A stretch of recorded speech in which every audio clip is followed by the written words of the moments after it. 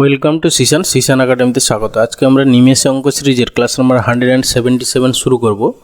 আজকে ম্যাথসের উপর। তোমরা যারা কম্পিটিটিভ এক্সামে প্রিপারেশন নিচ্ছ ভিডিওটা অবশ্যই শেষ পর্যন্ত দেখো। এই টাইপের ম্যাথসের কোশ্চেন তোমরা পরীক্ষায় পাবে। ওকে, চলো লেট স্টার্ট। ফার্স্ট কোশ্চেন কী আছে দেখে নাও। বলেছে একটি 50 পয়সা, একটি 1 টাকা, একটি 2 টাকার মূল্যের মধ্যে অনুপাত কত? ঠিক আছে, দেখো প্রথমটা কি আছে 50 পয়সা, তারপরে 1 টাকা, তারপরে 2 টাকা, সবগুলোকে সেম ইউনিটে নিয়ে গিয়ে রেশিও বের করাও, সেটাই হবে তোমার অ্যান্সার। ঠিক আছে, আচ্ছা সবগুলোকে আমরা পয়সায় কনভার্ট করে নিই। তাহলে 50 পয়সা হলে 50 পয়সা ইজ টু 1 টাকা হলে তোমার 100 পয়সা, আর হচ্ছে 2 টাকা হলে 200 পয়সা। ব্যাস, এবার রেশিও বের করো। একটা করে শূন্য প্রথমে কেটে দাও, তারপরে 5 দিয়ে কাটো। 5 একে 5, 5 দুইয়ে 10, 5 চারে 20। তাহলে 1:2:4 হবে আমাদের মূল্যের অনুপাত, মানে অপশান সি অ্যান্সার। এরপরে এসে কোশ্চেন নাম্বার 2 কী বলেছে দেখো। বলেছে 300 টাকার একটি রেডিও কিনে 225 টাকায় বিক্রি করলে কত শতাংশ লোকসান হবে? ঠিক আছে, দেখো তার এখানে অ্যাকচুয়ালি সিপি ইকুয়াল টু কত হলো তোমার 300 টাকা। ঠিক আছে, এসপি ইকুয়াল টু কত না হচ্ছে কি 225 টাকা। ওকে, তাহলে তার হচ্ছে লোকসান বা লস কত হলো না হচ্ছে গিয়ে তোমার 300 থেকে 225 মানে হচ্ছে কি 75 টাকা লস।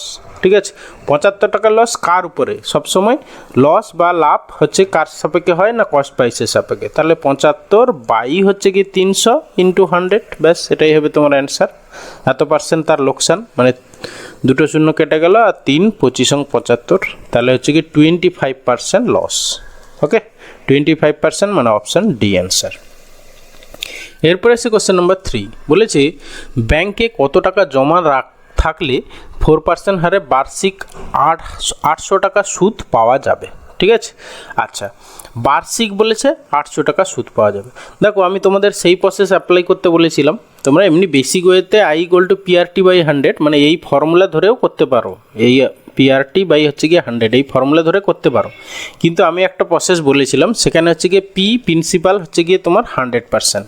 ঠিক আছে, আর হচ্ছে ক্যাপিটাল আই সেটা হচ্ছে কি রেট অফ ইন্টারেস্ট আর হচ্ছে টাইমের গুণফল। তাহলে রেট অফ ইন্টারেস্ট 4 আর বার্ষিক বলেছে মানে 1 বছর, তাহলে সেই 4% হচ্ছে 4 × 1 মানে 4%। তার ভ্যালু এখানে দেওয়া আছে দেখো 800 টাকা, সুদটা হচ্ছে 800 টাকা। তাহলে তোমার দরকার কি না কত টাকা জমা রাখলে মানে 100%-এর ভ্যালু। ওকে, তাহলে 4%-এর ভ্যালু যদি 800 টাকা হয় তাহলে 100%-এর ভ্যালু কত?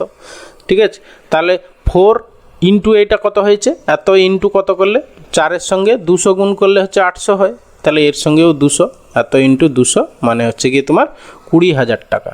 ওকে, 20,000 টাকা মানে অপশান বি অ্যান্সার। ওকে, এটা মুখে মুখেই তোমরা করতে পারতে, হ্যাঁ, কিন্তু এইটা তুমি খাতা পেন ছাড়া করতেই পারবে না। এটা তুমি দেখো মুখে মুখে 4 × 1 মানে 4% মানে 800 টাকা, তাহলে হচ্ছে গিয়ে 4 ইন্টু কত 200 হচ্ছে, তাহলে 100 × 200 মানে হচ্ছে 20,000 টাকা।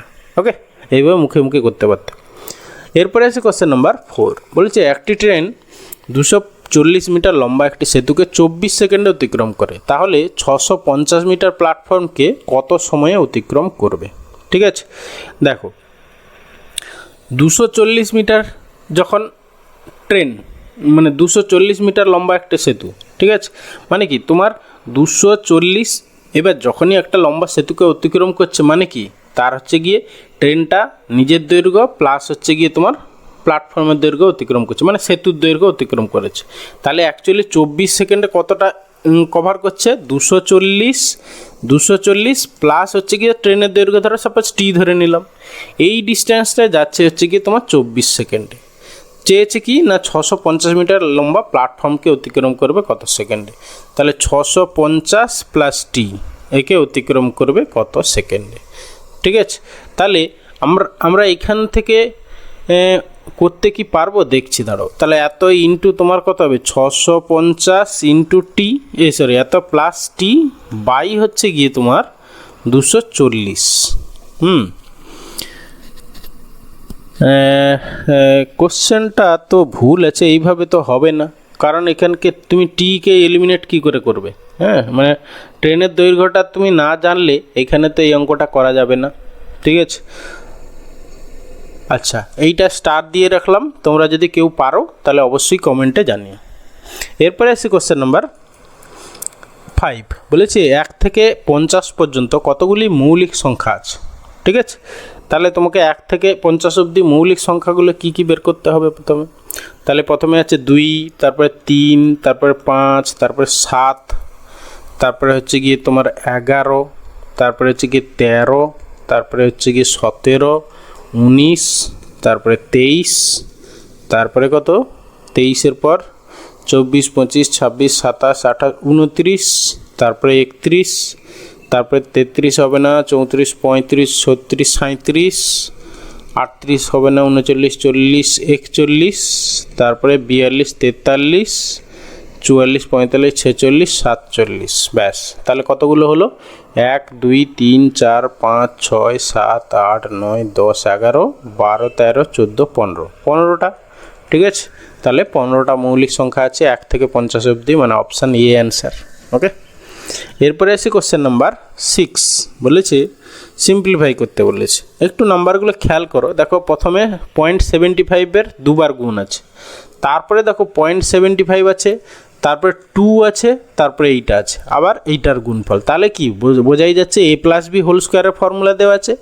এ মানে হচ্ছে 0.75 প্লাস হচ্ছে বি মানে হচ্ছে কি 0.25, মানে এই দুটো যোগ করলে কত হবে? 1 হবে, এর হোল স্কোয়ার। তাহলে 1 স্কোয়ার ইকুয়াল টু 1 হবে অ্যান্সার, মানে অপশান বি অ্যান্সার। ওকে, এরপরে এসে কোশ্চেন নাম্বার 7। কি বলেছে? এ একটি সাইকেলে বিকে 25% লাভে, বি ওই সাইকেলটি সিকে 20% লাভে বিক্রি করে, তবে সাইকেলটির প্রকৃত কত লাভ হয়? দেখো মানে কি, প্রথমে এ থেকে বিতে গেল, প্রথমে প্লাস 15% লাভ হয়ে গেল, আবার বি থেকে যখনই সিতে গেল সেও আবার 20%, আবার 20% লাভ হয়ে গেল। ঠিক আছে, তাহলে মোটের উপর এর প্রকৃত লাভ কত হলো?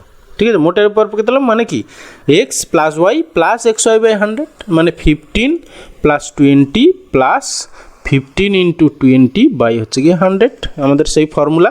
তাহলে 20, 5-এ 100, 5, 3-এ 15, তাহলে হচ্ছে গিয়ে তোমার 15, 3-এ 18, 18 আর 20 হচ্ছে গিয়ে তো টোটাল 38%। 38% হচ্ছে প্রকৃত লাভ, মানে অপশান সি অ্যান্সার। ওকে, এরপরে আছে কোশ্চেন নাম্বার 8। বলেছে একদিবসীয় ক্রিকেটে খেলার প্রথম 10 ওভারে রানের গড় ছিল 3.5। ঠিক আছে, মানে প্রথম 10 ওভারে টোটাল রান উঠেছে 3.5 ইন্টু 10, মানে হচ্ছে গিয়ে তোমার 35 উঠেছে। ওকে, তারপরে 282 রানের লক্ষ্যমাত্রা পূরণ করতে বাকি 40 ওভারে কত রান রেট হবে? তাহলে টোটাল 282, এখান থেকে তুমি 35 বাদ দিয়ে দাও, 282, এখান থেকে 35 বাদ দিয়ে দাও। ঠিক আছে, তাহলে 12 থেকে 5 7, আর এদিকে হচ্ছে গিয়ে তোমার 7 থেকে 3 4, তাহলে 247। এই 247 40 ওভারে তুলতে হবে, তাহলে 40 দিয়ে ভাগ করে দাও, তাহলে রান রেট কত হবে পেয়ে যাবে। ঠিক আছে, আচ্ছা 4 দিয়ে আমরা ভাগ করি, তারপর পয়েন্ট এক ঘর সরিয়ে নেবো। 4 6 24, 4 1 4, 4 3 0, 4 4 7 28, 4 5 20। ঠিক আছে, তাহলে হচ্ছে গিয়ে তোমার 6.175 হবে। তাহলে আমাদের কোন অপশানটা কাছাকাছি হচ্ছে? অপশান হচ্ছে গিয়ে 6 মানে এইটা হচ্ছে গিয়ে কাছাকাছি হচ্ছে আর কি, মানে অপশান এ হবে এখানে অ্যান্সার। 4টে অপশানের মধ্যে বেস্ট পুরো এক্সাক্ট তো 6 এত হচ্ছে না, তাহলে এর কাছাকাছি যে অপশানটা হচ্ছে সেটাই হবে তোমার অ্যান্সার। ওকে, এরপরে আসি কোশ্চেন নাম্বার 9। বলেছে একটি নৌকার গতিবেগ স্থির জলে ঘন্টায় 13 কিলোমিটার, যদি স্রোতের প্রতিকূলে নৌকার গতিবেগ ঘন্টায় 4 কিলোমিটার হয়, তাহলে স্রোতের অনুকূলে 68 কিলোমিটার যেতে নৌকাটির কত সময় লাগবে? আচ্ছা দেখো, এইখানে স্রোতের প্রতিকূলে গতিবেগ বলেছে 4 কিলোমিটার, ঘন্টায় 4 কিলোমিটার। তাহলে কি স্রোতের প্রতিকূলে মানে কি, আমাদের মানে হচ্ছে গিয়ে তোমার আপস্ট্রিম রেট আমরা জানি কি, স্থির জলে নৌকার গতিবেগ মানে 13 মাইনাস হচ্ছে গিয়ে স্রোতের বেগ। ঠিক আছে, স্রোতের বেগ আমরা জানি না, এক্স ধরে নিলাম, তাহলে এইটাই দেওয়া আছে তোমার 4, তাহলে সেখান থেকে তুমি স্রোতের গতিবেগটা পেয়ে যাবে। ঠিক আছে, তাহলে এখানে এক্স হচ্ছে গিয়ে কত, তাহলে এক্স ইকুয়াল টু হচ্ছে 13 মাইনাস 4, তাহলে 9 হয়ে গেল, স্রোতের গতিবেগ 9। এবার কি বলেছে, স্রোতের অনুকূলে তোমার 68 কিলোমিটার যেতে হবে। ঠিক আছে, তাহলে হচ্ছে গিয়ে তোমার 68 কিলোমিটার যেতে হবে। স্রোতের অনুকূলে ডাউনস্ট্রিম রেট কত হবে না, স্থির জলে নৌকার গতিবেগ 13 প্লাস হচ্ছে গিয়ে তোমার স্রোতের বেগ মানে হচ্ছে গিয়ে 9।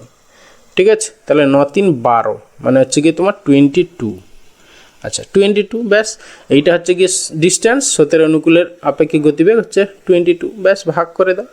ঠিক আছে, এটাকে কাটাকাটি করলে কত হবে তোমার, যদি 11 দিয়ে তো কাটাকাটি হবে না, তাহলে নিচে 11, কিন্তু এখানে তো কোথাও ভুল হচ্ছে কি, এখানে যে অপশানগুলো দেওয়া আছে তার মধ্যে তো আসছে না। আচ্ছা আরেকবার একটু পড়ে নিই, চেক করে নিই। একটি নৌকার গতিবেগ স্থির জলে ঘন্টায় 13 কিলোমিটার। ওকে, যদি স্রোতের প্রতিকূলে, হ্যাঁ মানে স্থির জলে নৌকার বেগ মাইনাস স্রোতের বেগ ইকুয়াল টু ঘন্টায় 4 কিলোমিটার, ঠিকই তো আছে, ইকুয়াল টু 4, তাহলে এক্সটা ওইদিকে যাবে, 4টা এদিকে এলে 9 হচ্ছে, হ্যাঁ ঠিকই আছে। এবার যখন ডাউন স্ট্রিম স্রোতের অনুকূলে বলেছে, ঠিক আছে, তাহলে স্রোতের অনুকূলে হলে তোমার 13 প্লাস 9, 9 3 12 22 তো হচ্ছে 22, তাহলে 68/22। এবার কাটাকাটি করলে নিচে হচ্ছে 11 আসবে, আর নিচে হচ্ছে উপরে 34। দেখো কোনো অপশানই আসছে না, এইখানেও সম্ভবত কোশ্চেনটা ভুল দেওয়া আছে। ঠিক আছে, তোমরা যদি এটা কী অ্যান্সার হবে অবশ্য কমেন্টে জানিও। ওকে, এরপরে আসি কোশ্চেন নাম্বার 10। বলেছে একটি জলের ট্যাঙ্ক ভর্তি করতে 25 বালতি জল প্রয়োজন হয়। যদি বালতিটিকে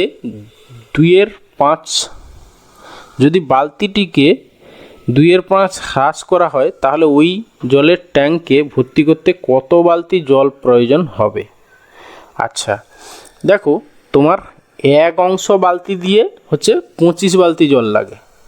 ঠিক আছে, এবার হচ্ছে কি 2/5 অংশ বালতি দিয়ে কত হবে, তাহলে এটা ভাগ করে দাও, তাহলে এত ইন্টু 5 বাই হচ্ছে গিয়ে 2, তাহলে হচ্ছে গিয়ে তোমার 25 5 125 বাই হচ্ছে গিয়ে 2 2 6 12 2 2 4 62.5 বালতি লাগবে, মানে অপশান বি অ্যান্সার।